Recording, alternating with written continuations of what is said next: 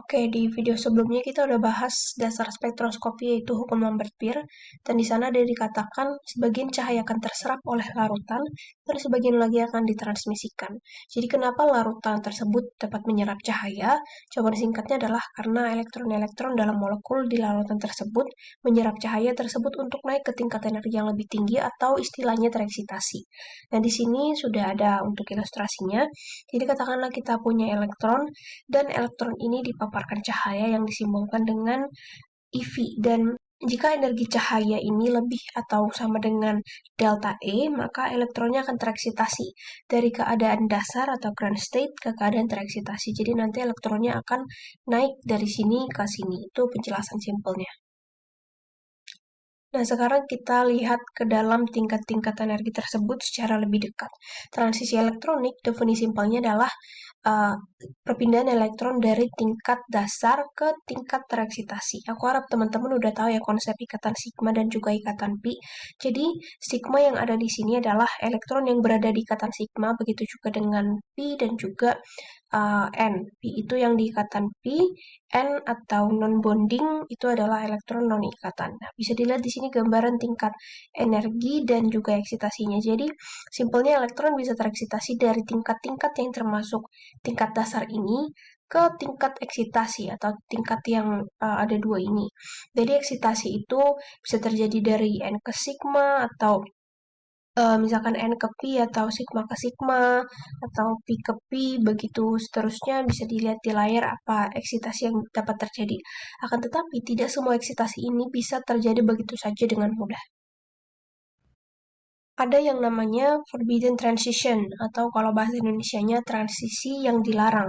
Kenapa dilarang? Karena untuk transisi elektronik bisa terjadi, dia harus mematuhi selection rules yang nanti akan dijelaskan di video berikutnya karena akan sangat panjang. Jadi dari 6 transisi elektronik yang dapat terjadi, yang paling memungkinkan terjadi adalah yang simetrinya sama, yaitu dari sigma ke sigma dan juga dari ke pi. Untuk N ke sigma yang ini dan juga N ke pi itu masih bisa terdeteksi dan teramati walaupun nanti intensitas puncaknya akan lebih rendah daripada puncak transisi sigma ke sigma ataupun pi ke pi. Nah, untuk transisi yang ini, pi ke sigma dan juga sigma ke pi, itu adalah yang paling jarang atau mungkin sulit terdeteksi karena memang simetrinya itu berbeda.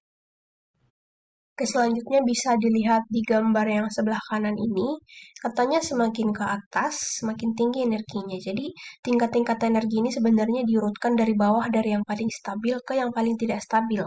Stabil kan artinya tidak reaktif, jadi sulit untuk diubah keadaannya. Dan karena dia stabil, dibutuhkan energi yang lebih tinggi untuk mempengaruhinya, kan begitu. Nah, jadi energi foton yang dibutuhkan untuk mengeksitasi elektron dari tingkat energi sigma itu lebih besar daripada keadaan pi dan juga lebih besar daripada keadaan n. Selain itu juga secara logika misalkan dia lompat dari sini dari n ke sigma dibandingkan dengan dia lompat dari n ke pi. Kan lebih panjang jalan yang akan dilalui kalau dia mau ke sigma daripada kalau dia mau ke pi. Jadi otomatis energi yang dibutuhkan untuk tereksitasi juga akan lebih besar. Jadi begitu ya. Dan di bagian sini ada rumus E sama dengan Hc per lambda. E itu adalah energi dan lambda adalah panjang gelombang. E berbanding terbalik dengan panjang gelombang. Jadi ketika energi yang dibutuhkan untuk mengeksitasi elektron ini makin besar, panjang gelombang maksimumnya nanti akan berada di panjang gelombang yang makin kecil atau semakin ke kiri gitu. Begitu pula sebaliknya, ketika transisinya itu membutuhkan energi yang semakin kecil, dia akan muncul di peak absorbansinya di panjang gelombang yang semakin besar atau makin ke kanan. Nah, di sini kita akan bahas masing-masing dari 4 transisi yang umum tadi. Yang pertama adalah sigma ke sigma. Transisi ini paling umum terjadi di alkana, baik itu sikloalkana maupun alkana rantai terbuka. Karena kan bisa dilihat memang semua ikatan dalam alkana itu adalah ikatan tunggal, otomatis hanya ada ikatan sigma di sana. Jadi Yang bisa terjadi pastinya hanya transisi sigma ke sigma. Dan transisi ini biasanya terdeteksi di panjang gelombang kurang dari 200 nanometer atau di deep UV. Ini berkaitan dengan hubungan energi dengan panjang gelombang tadi ya, seperti yang sudah dijelaskan. Dari gambar transisi elektronik tadi kan bisa dilihat bahwa yang membutuhkan energi paling besar untuk terjadi adalah dari sigma ke sigma. Itu lintasannya itu panjang banget. Dan jadi nanti panjang gelombangnya itu dia muncul serapannya di panjang gelombang yang paling kiri, paling kecil begitu ya. Selanjutnya adalah transisi pi ke pi. Ini tentunya terdeteksi di yang punya ikatan pi atau ikatan rangkap yaitu alkena dan alkuna, kecuali untuk etena karena dia panjang gelombang maksimumnya itu di 175 nanometer. Transisi N ke sigma ini paling umum di molekul yang mengandung heteroatom, baik itu seperti oksigen atau nitrogen atau mungkin halogen seperti klorin. Dan untuk transisi ini biasanya teramati puncaknya di panjang gelombang kurang dari 200 nanometer. Nah, yang selanjutnya adalah N ke pi.